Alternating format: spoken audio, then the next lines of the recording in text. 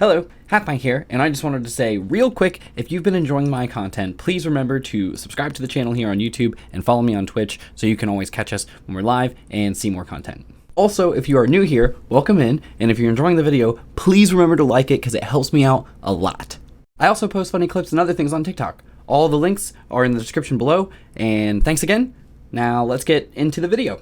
We are going to watch, finally, this video about the disturbing world of anti-piracy in games. The craziest thing I can think of in terms of anti-piracy off the top of my head is there was a Teenage Mutant Ninja Turtle game where if you pirated the game, slowly as it went on, you would do less and less damage without any indications to enemies, and they would do more and more damage to you without any indications, and you would inevitably get to a point where it was physically impossible to continue the game with no explanations as to what was happening. And it was just because the console had detected that you had a false copy of the game. So there was something in the code to start doing that. Which is hilarious. Anti-piracy has definitely upped its game in the age of the internet, where they can constantly check. Anti-piracy measures in video games aren't anything new. This is when developers implement a specific sequence into their game that only appears once a pirated version is detected. This can be a piece of text, intentional bugs or glitches, or even game-breaking mechanics. Today, I'd like to explore the wonders of real anti-piracy methods and clear all the rumors on the fake fan-made ones. I mentioned covering this topic in my Easter eggs video, and you guys really seem to enjoy the idea. So please, join me as we take a look into the creepy world of anti-piracy methods in video games. Hey guys, welcome to the first video of December. I'm telling y'all, I'm back to actually uploading, alright? I'm back. I am fully back. We're gonna get videos every single week. Also, as you guys can see, I'm being a little bit festive. And Danny is too. In case you guys didn't know, I have an album coming out in January. So this month, I'm getting ready for it. All the songs are done. In case you guys don't know, I make music. I think everyone knows that by now. But yeah, the name of the album is Ear Candy. It's gonna have 10 tracks. And we're gonna have a whole Ear Candy movie premiering on this channel sometime in January. So I just want to get you guys ready for that. And also, if you guys got notification that I uploaded a video called Life in Prison for a TikTok, that was a YouTube short. It was accidentally put on the main channel section because it was a minute and 1 second. So it's a little piece of advice. If you guys upload a I feel your pain, Tub. It has to be 58 seconds. You edit a 58-second video on YouTube, that comes out to a minute. You edit a minute-long video, it comes out to a minute and 1 second. And anything over a minute automatically becomes a video, not a short. And it's 1 second over 1 minute, it's gonna notify everyone. So shorts aren't supposed to notify everyone. I mean, I guess you guys know that I make shorts now, so that's pretty cool. And that thing right there on my bed is my cat. That is Mojo. He is just sleeping. Let me zoom in on him. Buddy drank too much eggnog. Hey, it's the holiday season, I can't blame him. But anyway, let's get to the topic at hand. Since we're gonna be talking about anti-piracy screens and anti-piracy methods, we first have to clear up the rumors. In late 2020 and early 2021, creating fake and creepy anti-piracy screens became a huge trend. Though they aim to be creepy, most of them just ended up being extremely corny and spreading a huge amount of false information. So I'm about to list a bunch of anti-piracy screens that are fake. Mario Kart Wii, fake. Yes, both of them. Mario Party DS, fake. Nintendogs, fake. I mean, they literally kill your dog. Nintendo wouldn't do that. Actually, with the way Nintendo treats their fans, they probably would. And Pokemon Piracy? Platinum, fake. Super Mario Kart, fake. Tomodachi Life, fake. Among Us, fake. Here's a rule of thumb. If it looks corny, it's probably fake. Now that we got that out of the way, let's talk about some games with some real anti-piracy measures. Earthbound. Earthbound released in 1994 for the SNES and included multiple anti-piracy measures. Back in the day, obtaining pirated versions of cartridge games was kind of hard. I mean, just look at this thing. So basically, you'd buy this illegal SNES attachment, and it would allow you to read floppy disks instead of cartridges. So pirates would make a business out of selling floppy disks on the low for cheap. Some games like Earthbound could actually identify the game chip as not by Nintendo, prompting this message: this game pack is not designed for your Super Famicom or Super NES. After that, the game will check if the part of the cartridge that saves game files is less than 8 kilobytes, since fakes usually have more. Credit to CWilly HD for that information. If it does, then you'll get this message: it is a serious crime to copy video games. games. 18 USC 2319. Please refer to your Nintendo game instruction booklet for further information. Hackers then found a way to bypass this, but the game had more tricks up its sleeve. It'll spawn a ton of random enemies, making the game harder to beat. Though if the player somehow makes it to the final boss battle with Gygas, the game will abruptly freeze. And once the player resets the SNES, they'll realize that their save data has been deleted. Damn! Gold Rush. This game. That's usually what they do, is they like make it like impossible to beat the game, which I think is so smart.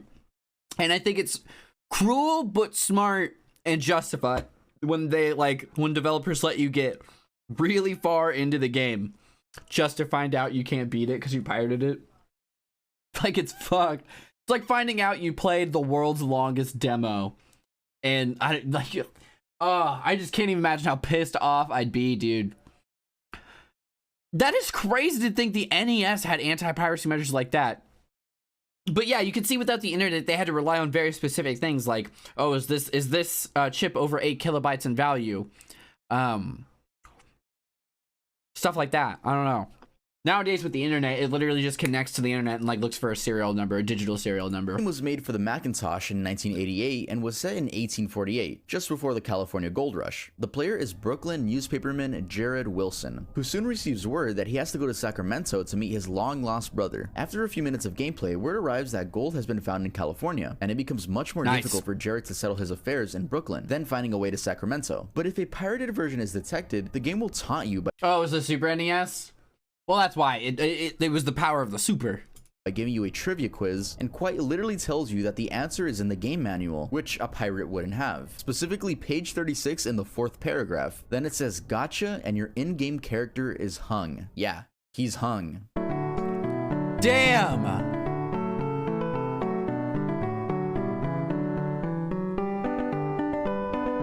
No.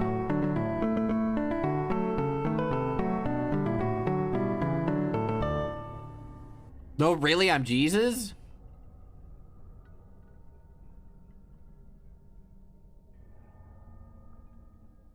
Mirror's Edge. I'm sorry. I'm sorry. What? What the fuck kind of anti-piracy? No, really, I'm Jesus. What? And then they kill Jesus? That's what you get for stealing games, kids. Well, hang Jesus. I used to have a chipped PS1 that could play copied and imported games. So does that mean they remove a chip, or they add a chip that lets you like play that? And I assume they were still on burnt CDs, right? Like you still had to get like a disc format of the game, yeah? Action-adventure platformer developed by DICE and published by EA. The game released in 2008 and was released for Xbox 360 and PlayStation 3, with the PC version being followed the next year. Set in a near-future society, the game follows the story of Faith Connors, an underground parkour courier who transmits messages while evading government surveillance. Nice. To progress through the game, the player controls Faith from a first-person perspective and completes a bunch of levels that involve performing a sequence of acrobatic maneuvers, including jumping between rooftops, running across walls, and sliding down zip lines. It's basically a really cool parkour simulator, and the developers added a really interesting anti-piracy measure that has to do with Faith's speed. You see, the game is about running and jumping, and what do you need to do in order to have a successful run and jump? That's right, momentum. Speed. So in pirated versions of the game, Faith begins to slow down as you approach a jump.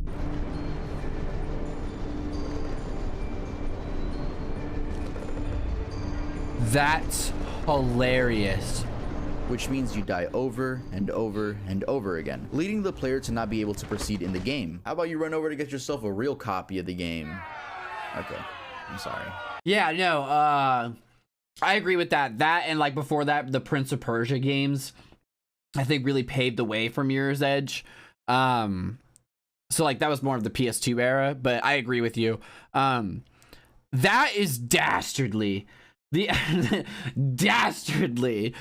I would be so mad. Like, it just makes you walk slower until you fall to your death. Again, pretty clever. Especially, and like, it's such an elegant solution because like the entire game, like he was saying, the base mechanic is run, fast, jump. And all they had to do to unwind the entire pirated experience was slow before jump. Jump equals slow. Like, that's it. Prince of Persia was amazing. I remember being blown away by those games. Never getting far in them because I was a literal child, but I remember being blown away by the cool images and like the things you could do, like the wall jumps and stuff, wall running. I just thought it was so cinematic and crazy. I'm sorry. Yeah, let's head on to the next one. The Secret of Monkey Island. The Secret of Monkey Island is a 1990 point-and-click graphic adventure PC game developed and published by Lucasfilm Games. It takes place in a fictional version of the Caribbean during the age of piracy. I'm talking about these kinds of pirates. Anyway, their anti-piracy measure was actually pretty smart and featured a physical aspect. In the box set, a wheel would be included named Dial a Pirate. The game would ask you to enter the correct numbers based on the faces matched. Think of it as this would never work in the age of the internet, but yes, that was clever back then. The 1990s CAPTCHA. Though the numbers were all the same, the internet wasn't big back then, which most likely led to people either giving up or buying a legit copy. But still pretty cool they designed a wheel. I mean, they could have just used like a license code on the back of the manual, but hey, it's always nice seeing game developers implement physical features into their games. It also makes for a cool kind of collector's item. Arma 2 is an open world first-person shooter. I never played Arma 2. I've only ever played Arma 3. I wasn't very good at Arma 3, but Arma 3 is pretty cool. It's intense. That's for damn sure. A ton of different weapons to try, and over 100 vehicles the player could control. The developers also included an anti-piracy package called Degrade. This causes the game to change slightly over time until it's eventually unplayable. The first change is that the accuracy of the player's weapons will begin to worsen. The game then begins causing the screen to become wavy, simulating the effect of playing while drunk. And finally, the game will begin to fill the screen with Arma 2 logos. That's crazy.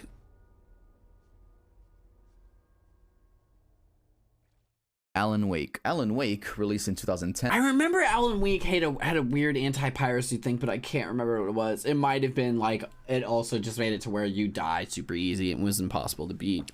But there's something about the Alan Wake one, because I remember hearing about this one when it was first coming out and first going through. But yeah, actually, I don't know why I played Alan Wake, but I had a friend that was really into Alan Wake, so I played through it with them.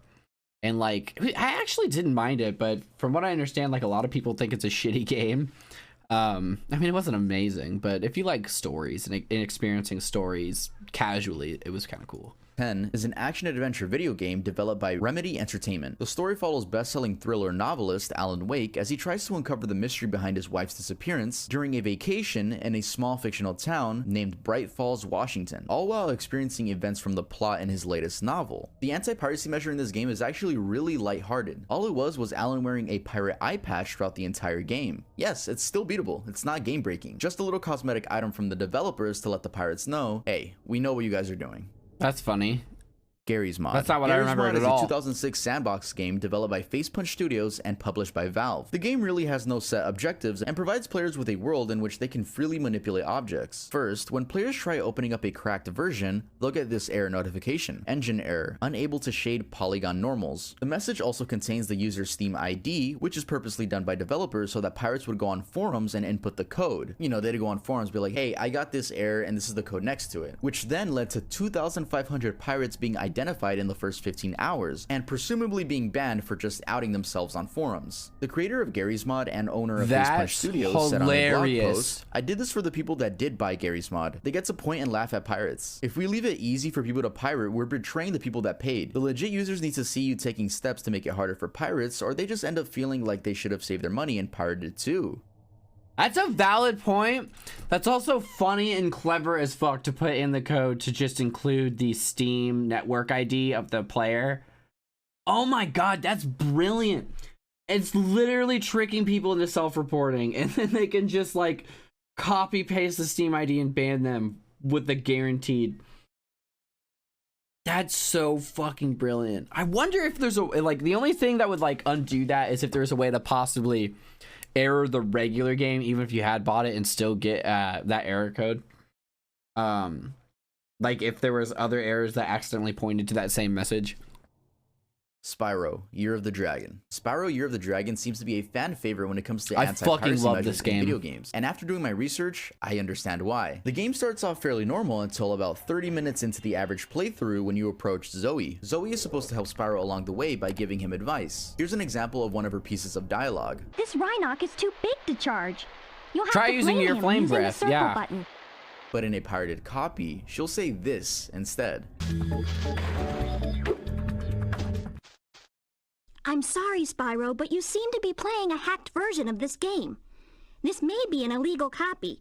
Since this copy has been modified, you may experience problems that would not occur on a legal copy. After this, many random events begin to occur. I'll list some intentional bugs devs included in order to make a pirater's life extreme hell. Your eggs and gems will be reset, enemies are harder than usual, the ability to pause can be removed, doors lead to random locations, in the UK version the language will change at any given point, and a lot of other things. So you need eggs to complete the game, but in the pirated version, they just sometimes randomly despawn from your inventory. Since the removal of the eggs is based on RNG. RNG means random number generator, which means it's just random chance. The game is actually somewhat playable, but I'm telling you, I was gonna say, why wouldn't that, like, I feel like, oh my god, that makes me want to see if there's like specific speed runs or runs of like who can complete Spyro Year of the Dragon on a pirated copy before the RNG fucks you over.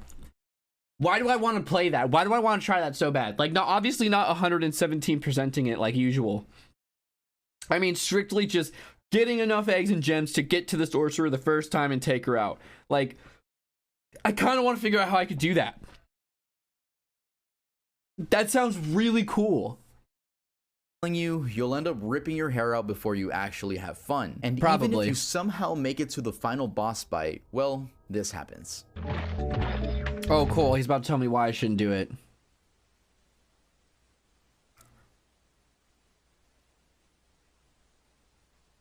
It just stops. Does it reset the game?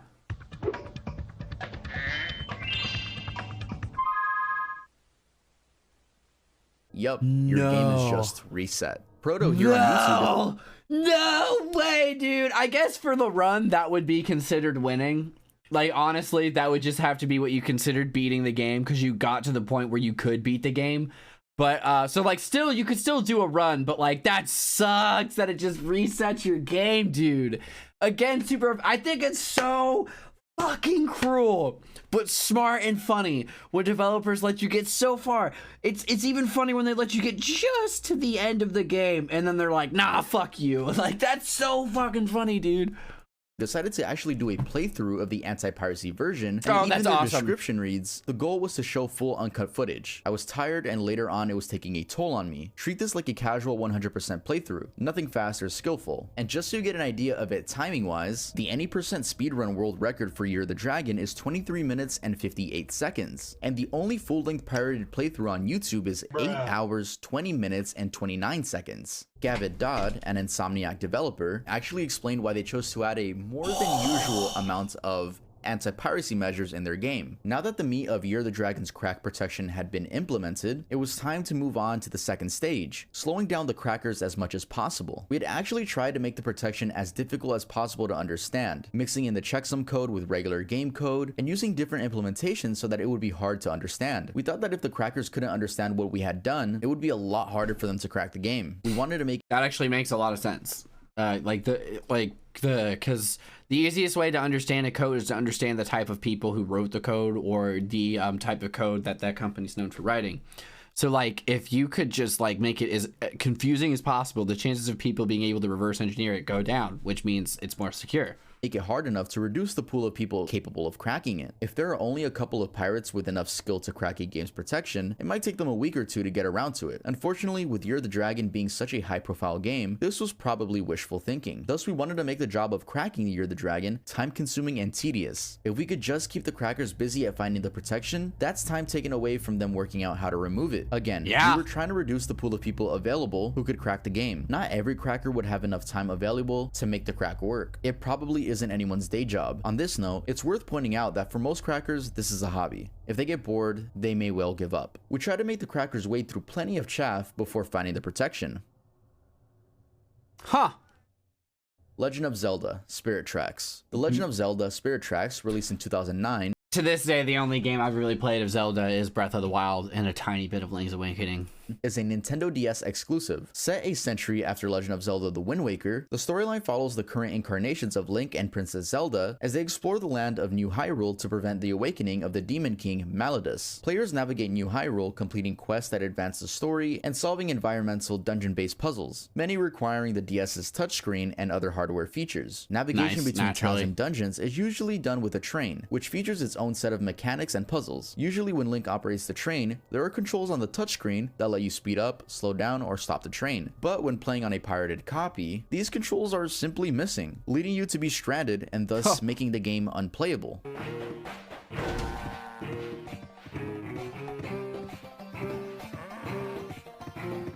So you just can't start the train again? Hey guys, I quickly want to interrupt the video to talk to you guys about Earl. We have a new Christmas collection, and we also have the new site. I worked really hard on the site, so I was just saying Breath of the Wild and Link's Awakening are the only Zelda games I've played. They're really good, and I'm super looking forward to Breath of the Wild too. Check it out, earldoesn'texist.com. And now let's get back to the video. Game Dev Tycoon. Game Dev Tycoon is a business simulation video game developed by Greenheart Games, released in December of 2012. This game is pretty cool. Video games are created and developed by the player. The player starts out in a garage in the early 1980s during the golden age of arcade video games, with no employees, limited money, and limited choices for the first game. New options are unlocked as new games are created. When the first game engine is built, the player's game development skills improve, and as time goes on, new consoles also get released. The game's developers actually implemented a really funny and I've heard a lot of good things about Ocarina of Time and Majora's Masks. I would say like the two I hear the most about are Ocarina of Time and Majora's Mask, and then after that probably Twilight Princess. I would say from a non-Zelda, non-Link kid looking into the universe, I would say the games I've heard the most about and seem to be the most iconic are Ocarina of Time, Majora's Mask, Twilight Princess, and Breath of the Wild. Like those four seem to be like these are some of the greatest video games ever made. Wear anti-piracy measure into this game. Patrick Klug, founder of Greenheart Games, knowing that the game was likely to be torrented, purposely released a cracked version of Game Dev Tycoon and uploaded it himself to torrent sites. Gameplay in this version is identical, except for one thing. As players progress through the game, they get this message. Boss, it seems that while many players play our new game, they steal it by downloading a cracked version rather than buying it legally. If players don't buy the games they like, we will sooner or later go bankrupt. Players of the cracked version will eventually lose money and go bankrupt, and this being a result of their in-game video game being pirated. And that's fucking brilliant. That is beautiful. I like the sentiment of that. And like that is awesome. That's the perfect way to handle piracy for a game like that. Oh, okay. Majora's Mask is a direct sequel to Ocarina of Time. Okay, I didn't know that. For a second, I thought you were saying Twilight Princess was, and I was like, damn, that's a big gap. Dude, that is so fucking funny that you just go bankrupt as a game company because people keep stealing your game. That's pretty clever. That's pretty clever. I can see why he even released it himself. That's almost like PR for your game. Like it almost adds to the authenticity of like your game, right? I don't know. That's really smart to me. Again, in this case, ironically, some people complained that their game was bugging out and they complained on forums.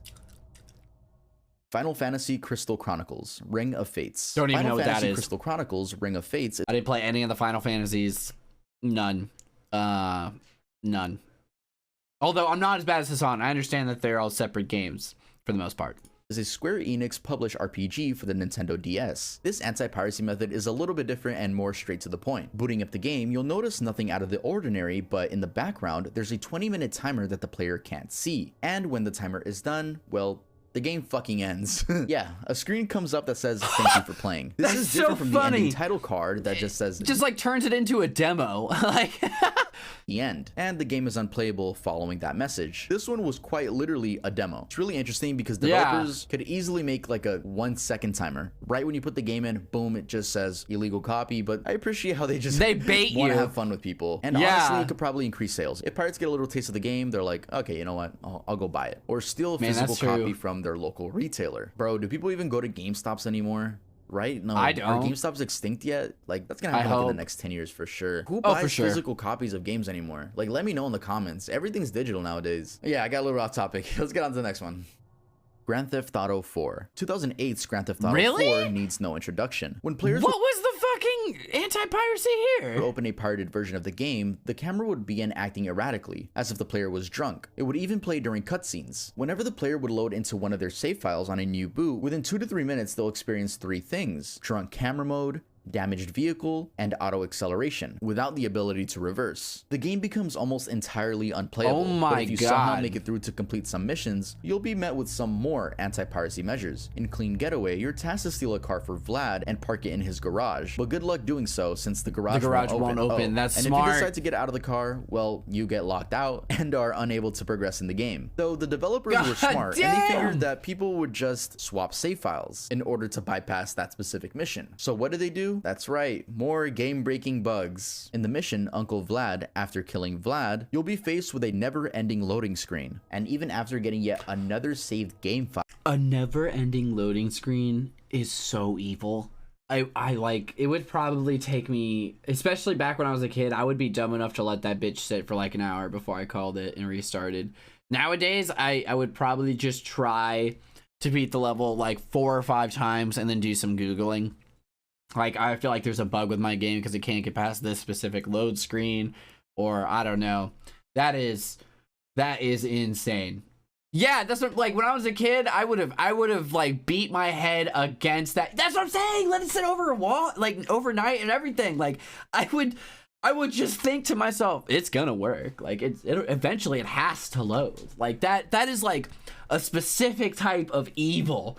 Come back in the morning and be like, okay, maybe one more night. Yeah, just straight up. I would not be smart enough to think that was anti-piracy at work. I would legitimately think maybe my console's broken, or is my disc scratched? Like, my brain would go so many other places before it thought, like, this is because I didn't buy the game. Like, file, which is what makes it so smart and evil. Annoying to do at that point. Just buy the actual game. All computers in the game are inaccessible, including police laptops. Forget about having. Then you can't even do some of the missions. You straight up need some of the missions. Like, getting on the computer is a mission. Like, going to the internet cafe for the first time, and then you have to use it for several missions and side missions. Damn, that's smart. The extra layers, the safeties on safeties on safeties is insane for this. Like, people really don't want their games stolen, which I guess makes sense. And obviously Rockstar. But I don't even know what I don't even know why they care enough at this point, because most of their money is microtransactions. When shit's supposed, especially if I haven't saved, if I wait long enough, it'll unfreeze. Oh my god, that's so true.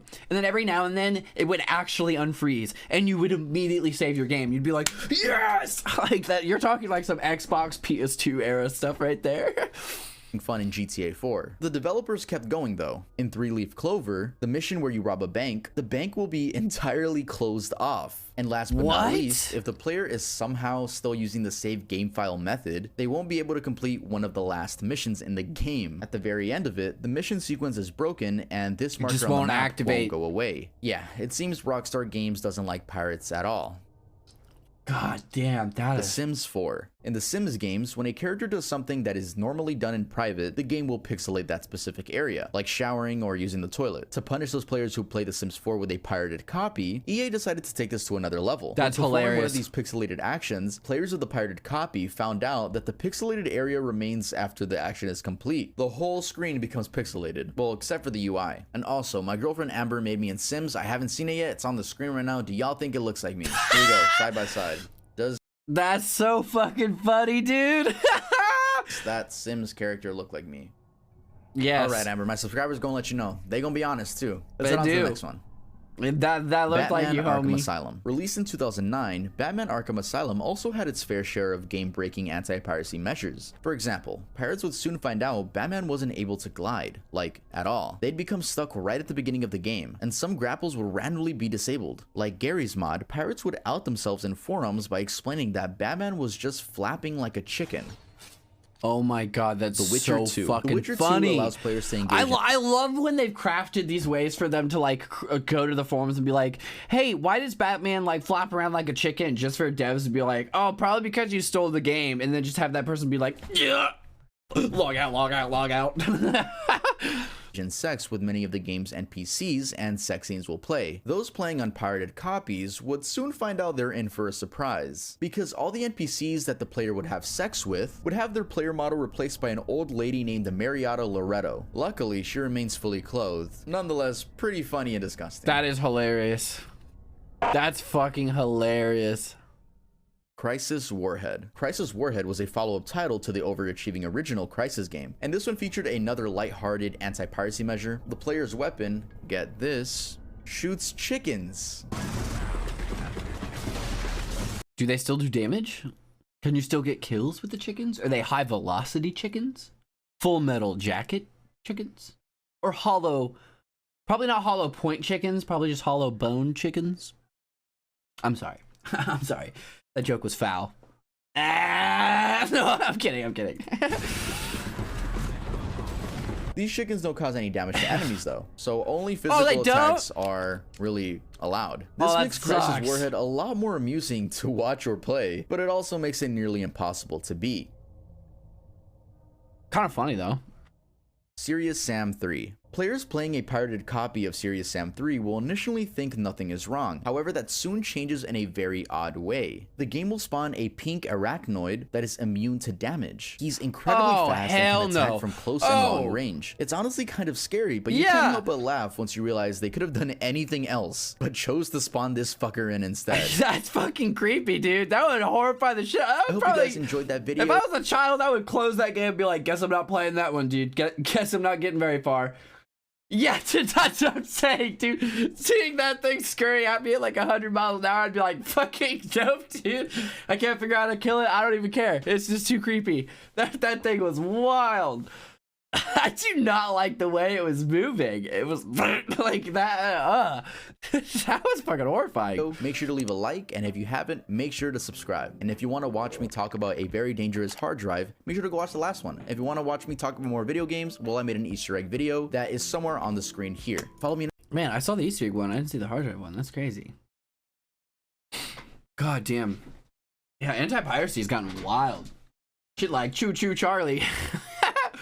Thanks for watching, guys. Follow me on Twitch to join us live, like and subscribe, and I will catch you later.